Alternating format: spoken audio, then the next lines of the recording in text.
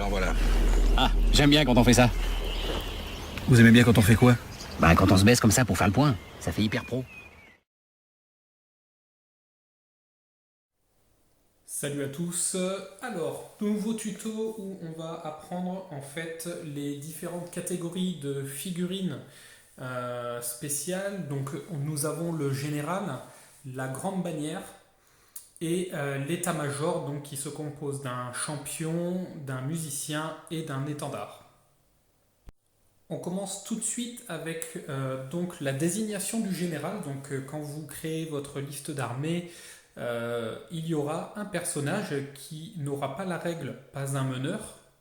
Donc cette règle pas un meneur donc, interdit le fait que cette figurine soit le général. Donc elles sont directement marquées sur le profil du personnage, comme celui-là que vous pouvez voir, qui est un chasseur ogre. Il a la règle pas un meneur, donc je ne peux pas le désigner comme général.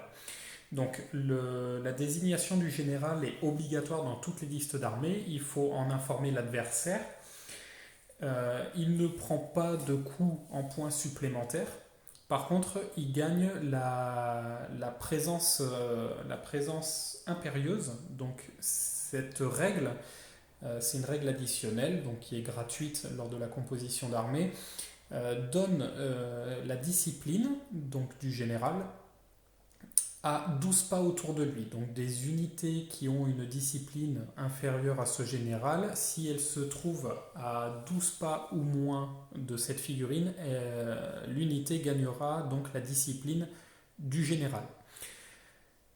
À côté, vous pouvez voir donc le monstre qui est ici, donc l'auroch qui a la taille gigantesque, donc qui donne un bonus supplémentaire à cette bulle de discipline. Donc quand le personnage qui est général ou grande bannière, on reviendra sur la grande bannière après, étant donné que si la figurine est gigantesque, donc qui est donnée par l'auroch, la bulle passe de 12 à 18 pas autour de lui. Donc c'est assez intéressant. En contrepartie, votre général est un peu plus fragile. Généralement, un personnage qui est à pied aura une protection un peu mieux qu'un personnage monté sur monstre. Donc voilà les grandes lignes du personnage du général. Donc à savoir que contrairement à Warhammer V8 où le général était obligatoirement celui qui avait la discipline la plus élevée des personnages, à 9e âge vous n'êtes pas cantonné à cette règle. Vous pouvez choisir n'importe quel personnage tant qu'il n'a pas la règle pas un meneur. Donc vous pouvez très bien avoir un personnage avec une discipline de 9 ou 10 et désigner votre général qui a simplement une discipline de 8. Chez les ogres, par exemple, je peux avoir un grand khan qui a une discipline de 9, mais nommer mon général qui sera seulement un khan ou un chaman qui a une discipline de 8. Ce n'est pas important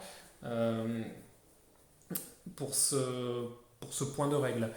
Par contre, il faut savoir que si votre général meurt au cours de la partie, vous donnerez donc les points du général, donc les coups en points qu'il coûte sur votre liste d'armées, plus 200 points parce que le général est mort.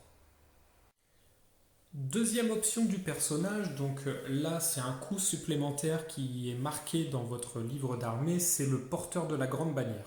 Donc, généralement, il n'y a qu'un seul choix, il me semble, qu'un seul choix de personnage qui peut porter la grande bannière. Donc il me semble aussi, à prendre au conditionnel, mais je pense que toutes les grandes bannières coûtent 50 points. Dans toutes les armées que je jouais, il me semble qu'elles étaient systématiquement à 50 points, il me semble que c'est ça, et qu'il n'y a pas d'autres coûts supplémentaires. Donc il faut savoir qu'un porteur de la grande bannière est quand même assez important, hormis pour des unités, des armées comme les démons ou les morts-vivants qui peuvent se passer généralement de la grande bannière. Et généralement, c'est assez important d'en jouer et vous allez comprendre pourquoi. Donc, hormis le coût supplémentaire de 50 points, Le porteur de la grande bannière est unique. Vous ne pouvez pas payer deux grandes bannières dans votre armée. Autre point, il gagne ralliement au drapeau. Donc c'est si votre grande bannière n'est pas en fuite. C'est très important de savoir ça. Les unités qui sont à 12 pas ou moins de lui et qui sont en fuite ou qui ont des tests à faire de discipline, si elles sont à portée de la grande bannière et que les tests de discipline des dites unités à moins de 12 pas de la grande bannière peuvent relancer leur test de discipline.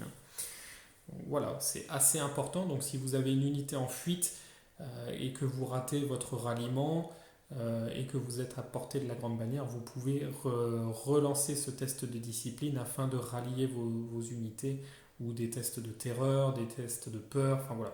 Tout ce qui peut être sur les tests de discipline, la grande bannière est très importante.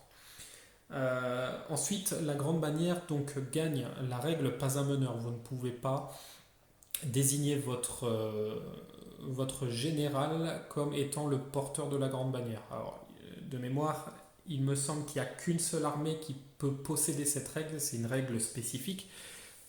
Ce sont les anciens sauriens. Voilà, il y a une entrée qui peut désigner comme étant général et porteur de la grande bannière. Il me semble qu'il n'y a que cette armée qui peut le faire, mais en règle générale, puisque nous restons sur des généralités, votre grande bannière ne pourra pas être le général.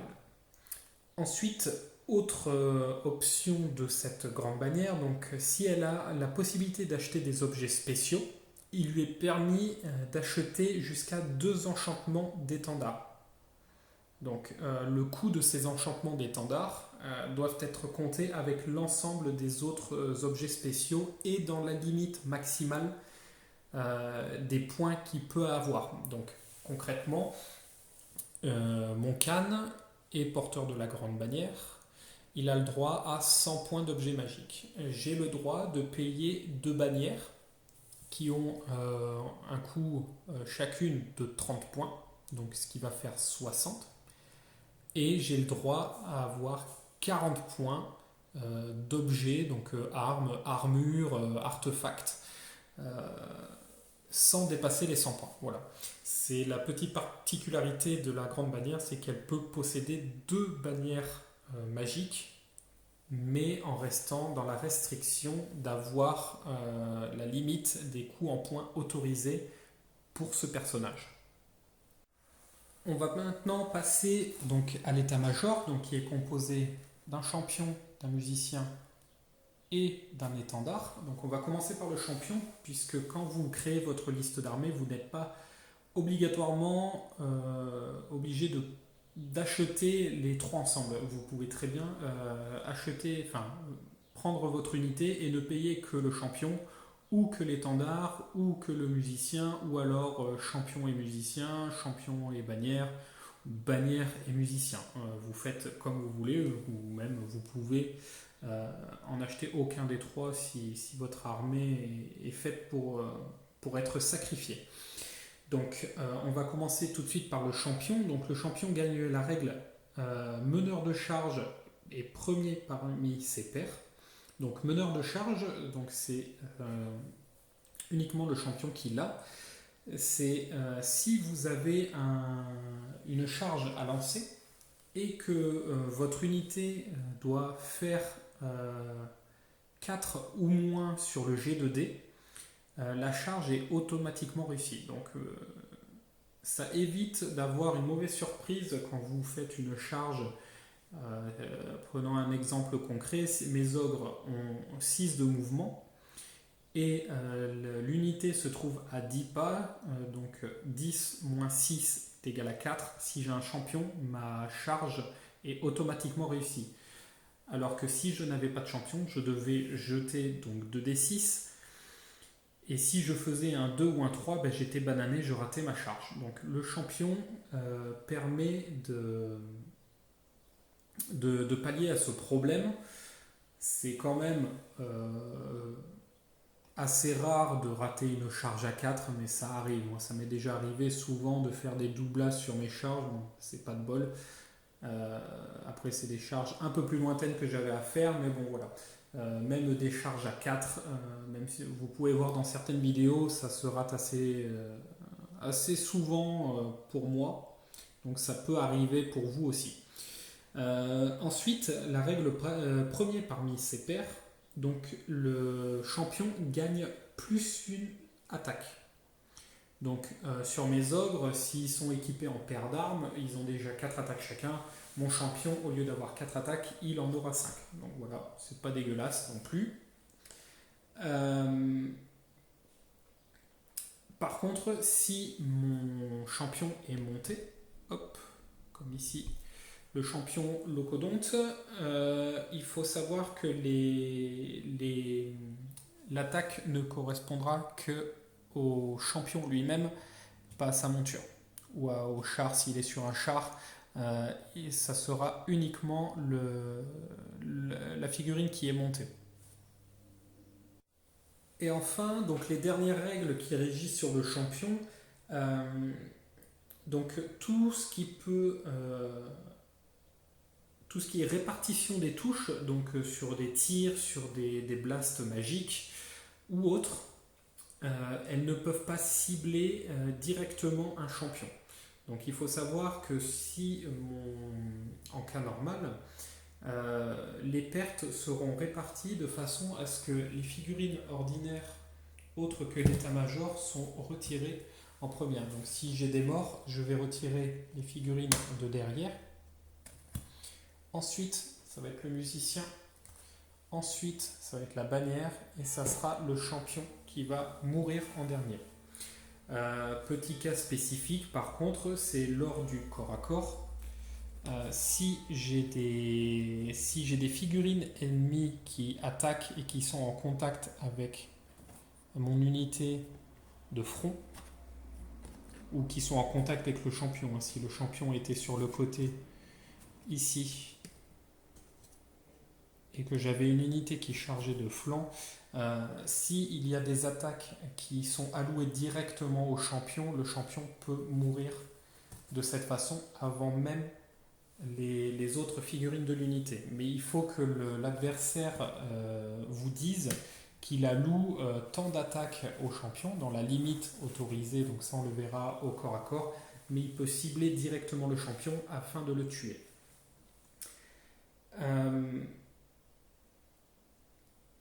Maintenant, si il y a certaines armées qui peuvent ressusciter des figurines, donc il faut savoir que lors du corps à corps, comme on vient d'expliquer, si l'adversaire a ciblé le champion et qu'il le tue, si j'ai une capacité à ressusciter les figurines, le champion sera ressuscité en premier.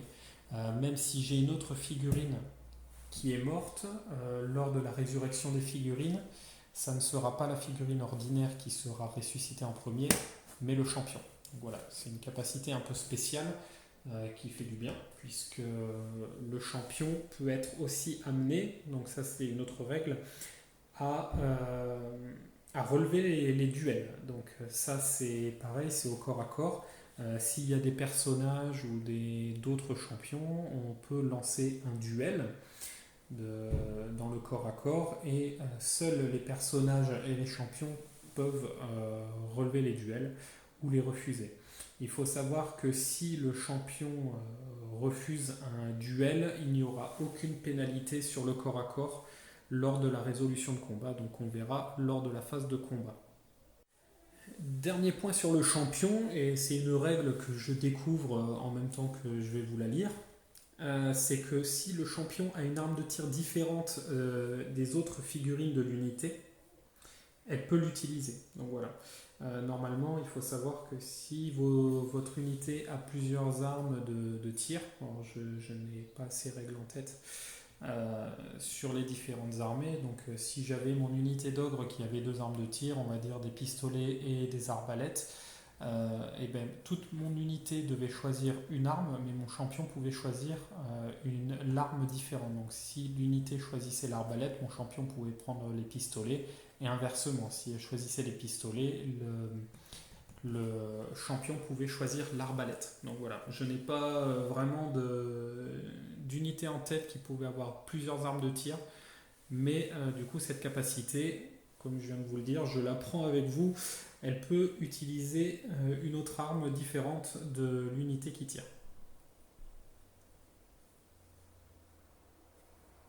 On passe maintenant au musicien, donc que vous voyez au centre de l'unité, là, juste devant. Là, j'ai un petit trou dans mes règles, mais c'est pas bien grave. Donc, le musicien gagne la règle reformation rapide et suivez le rythme. Donc, la reformation rapide, c'est si j'avais un mouvement à faire. Disons que mon unité regarde ici vers la caméra. En temps normal, si je n'avais pas de musicien, je ne pourrais pas me reformer comme ça et avancer ou reculer. Quand on n'a pas de musicien, on peut juste soit avancer, soit reculer, soit faire des pas de côté. Mais si on change d'orientation directement, cela mange tout le mouvement de l'unité. Donc le musicien permet de pallier à ce problème. Donc il doit dire qu'il fait une reformation rapide. Donc l'unité va bouger sur son centre et elle pourra avancer ou reculer. Donc elle pourra avancer de son mouvement normal. La marche forcée est interdite. Et si elle recule, elle reculera de la moitié de son mouvement normal. Et elle a également la règle suivez le rythme. Donc si une unité a 8 pouces ou moins d'une ou plusieurs unités incluant une figurine avec suivez le rythme, donc un musicien, elle subit une pénalité de -1 à sa discipline pour les tests de marche forcée. Donc par contre les unités qui incluent au moins une figurine avec suivez le rythme ignorent ce modificateur. Concrètement, qu'est-ce que ça veut dire? C'est que si j'ai une unité ennemie, hop, voilà, tac, qui se trouve à 8 pouces ou moins, et que celle-ci est un musicien, si ici je n'avais pas de musicien, si je voulais faire une marche forcée, j'aurais un test de discipline à faire. Si le test est réussi, je pourrais bouger normalement avec mon unité. Si le test est raté, je ne pourrais pas faire de marche forcée. Par contre, je pourrais très bien me reformer et ne pas bouger, ou avancer, ou reculer, mais toujours avec les mouvements. Donc si j'avance, c'est mouvement simple. Si je fais des pas latéraux de côté, c'est mouvement simple divisé par 2. Et si je recule, c'est mouvement simple divisé par 2. Par contre, si donc ici c'est un musicien et que j'ai un musicien, donc j'ai bien un test de discipline à faire, mais étant donné que j'ai une règle, j'ai mon unité qui a une règle suivez le rythme, je n'ai pas de test de discipline avec -1 dessus, donc ça sera à la discipline normale. Et si même j'ai apporté la grande bannière, je pourrais relancer ce test de discipline en cas d'échec. Troisième et dernière figurine d'état-major, donc la bannière, donc le porte-étendard, il gagne un bonus de résolution de combat. Donc ça c'est quand on est au combat et qu'il reste une bannière, on aura un bonus de +1 pour savoir qui a remporté le combat. Autre fait intéressant sur le porteur de la grande bannière, et c'est marqué dans les entrées quand vous constituez votre liste d'armées, c'est que vous avez la possibilité de payer un étendard magique, donc qui donnera des bonus à votre unité ou des malus à l'adversaire. C'est au choix de la bannière, donc voilà. C'est l'un des seuls choix possibles pour équiper, pour booster votre unité. C'est fait par le biais du porte-étendard. Et enfin, pour clôturer donc cette courte vidéo, il y a une dernière règle qui régit donc les personnages, les grandes bannières et l'état-major, c'est qu'ils auront la règle au premier rang. Donc, comme son nom l'indique, la règle au premier rang, c'est que quand vous avez votre unité avec les figurines ordinaires, le champion, le musicien et l'étendard seront toujours sur le rang de devant. Vous ne pouvez pas mettre, par exemple, une figurine qui ne fait pas partie de l'état-major devant et, par exemple, la bannière au second rang. Il en est de même pour les personnages. Quand vous placez vos personnages dans l'unité, ils ont aussi la règle au premier rang. Donc, vous pouvez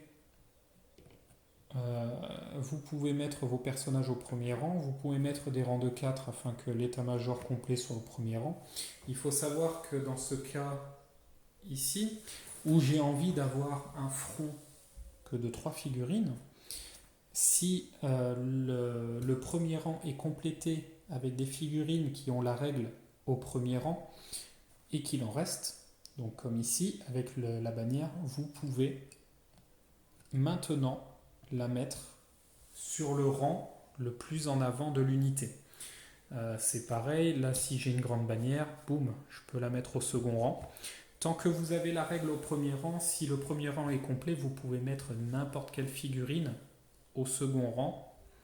Vous n'êtes pas cantonné à avoir les personnages devant ou l'état-major devant. Vous pouvez faire le choix de le mettre comme bon vous semble tant que vous comblez les espaces le plus devant possible. Ici, je peux très bien virer le champion, balancer ma grande bannière devant et replacer le champion derrière. Il n'y a pas de souci là-dessus. Et enfin, vous complétez après avec les figurines ordinaires de l'unité. Pour les personnages qui seraient sur des montures, il y a la notion de socles qui sont compatibles et des socles qui sont incompatibles. Concrètement, ici, donc, vous voyez sur la vidéo que j'ai une unité d'ogre avec des socles 40 par 40 et ici des ferrailleurs qui ont des socles 20 par 20. Alors, si j'ai un personnage qui a un socle de 40 par 40, donc la compatibilité est bonne, puisqu'ils ont la même taille de socle. Donc là-dessus, je n'ai pas de souci. Ici, on l'a expliqué, je peux déplacer, si j'ai un rang complet, les figurines d'état-major ou mon personnage sur le rang de derrière, tant qu'il est le plus en avant possible. Sur une unité de ferrailleurs, ils ont des socles de 20 par 20. Donc si j'en enlève 4, on a bien un socle de 40 par 40 et l'emplacement est comblé. Et les 4 figurines que j'ai devant, je les fous derrière. Donc là, j'ai une bonne compatibilité avec mes socles. Si, par exemple, pour le cas des ferrailleurs, donc j'ai bien mon personnage qui a la règle au premier rang, donc qui est sur le rang de devant.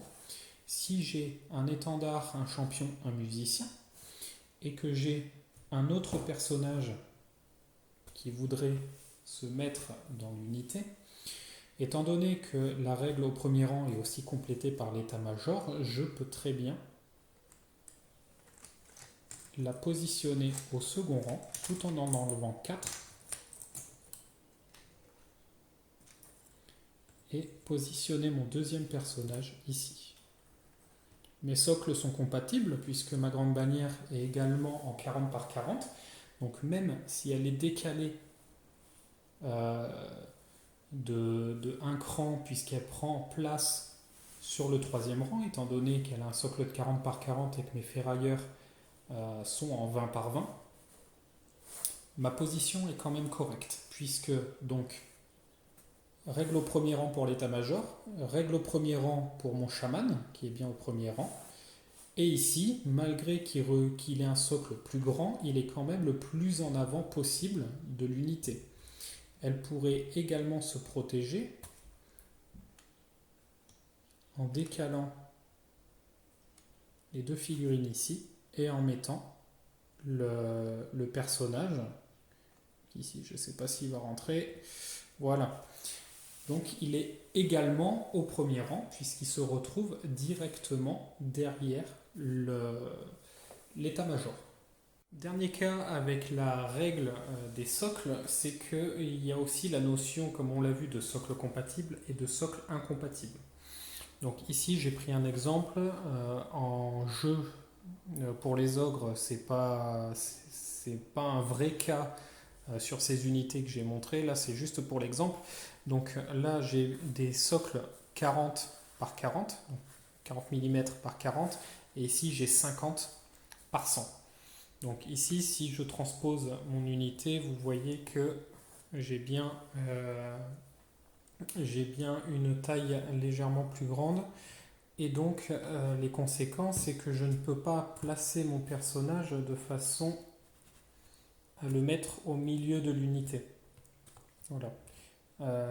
Parce qu'il ne correspond pas du tout à un socle qui serait compatible. Là, j'ai des socles de 40. Là, j'ai un socle de 50. Par contre, si mon socle était de 40 ici, oui, je pouvais le mettre au milieu de l'unité. Dans la largeur, c'était compatible. Donc là, ce qui va se passer, c'est que si je veux réellement intégrer un personnage avec un socle incompatible, il sera forcément sur le flanc de l'unité. Donc soit à gauche, soit à droite, peu importe le choix. Lors du mouvement, si j'ai une unité avec un socle incompatible, je ne pourrai pas tantôt le faire venir derrière ou devant. Il ne pourra être que déplacé que d'un côté ou de l'autre pour réceptionner une charge ou quelque chose comme ça dans la limite de son mouvement.